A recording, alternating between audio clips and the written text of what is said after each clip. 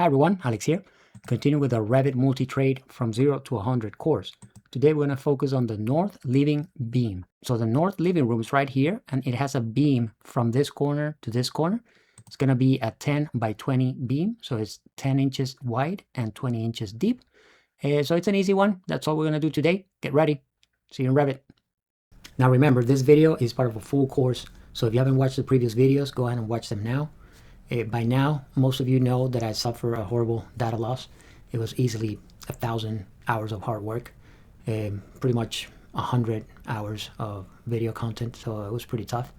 Still recovering from that. I even thought about stopping and not making any more videos, but I decided that the content is valuable and I'm going to keep going. I am going to slow down a little bit on YouTube though, but if you are one of those who are following the course, I don't want you to have to slow down with me. So I remind you that this content is available completely free at BIMitUp.com. You can sign up for free, and this course as of now is still free. It's not going to be free forever, but for now it's free. So if you want to follow the content over there and finish the course over there, you're more than welcome. In the meantime, I'll leave you with this video.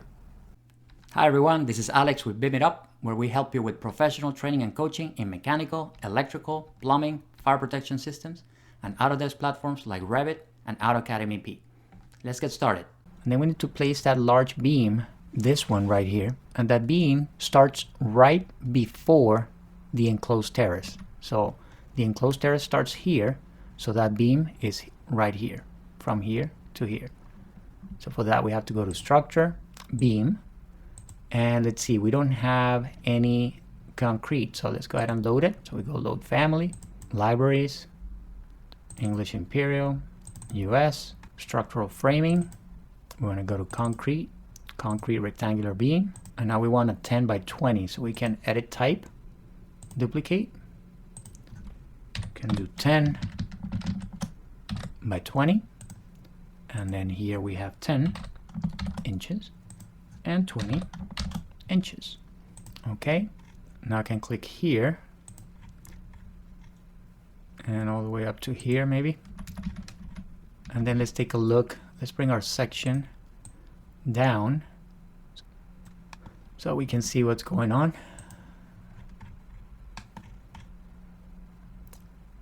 And then we want to grab this column, and I'm just going to move it. I'm going to unconstrain, make sure I disjoin, but I'm just going to move from here to here because these joists here are not really resting on top of the beam. They're somewhat embedded in the beam, you see? So you do have like 13 inches underneath, and then you have your 6 inches on top, and then you have like 1 inch on top of this white painted wood. So this is more or less the situation that we have there. Now what we want to do is go back to our roof framing, and then I'm going to select my system, edit boundary.